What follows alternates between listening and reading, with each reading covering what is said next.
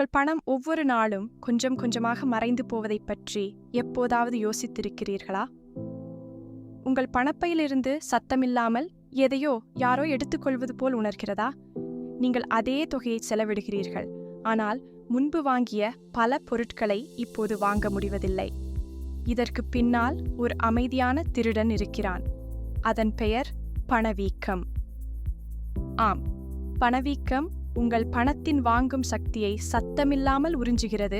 நீங்கள் கடினமாக சம்பாதித்த பணத்தை மெதுவாக சாப்பிடுகிறது.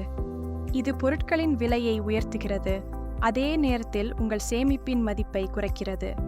இதை எதிர்த்து போராட முதலீடுகள் மற்றும் சரியான நிதி திட்டமிடல் பற்றி நீங்கள் தெரிந்து கொள்ள வேண்டும்.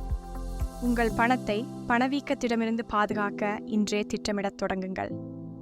இன்னும் பல பயனுள்ள நிதி உதவிக்குறிப்புகளுக்கு எங்களை பின்தொடரவும்.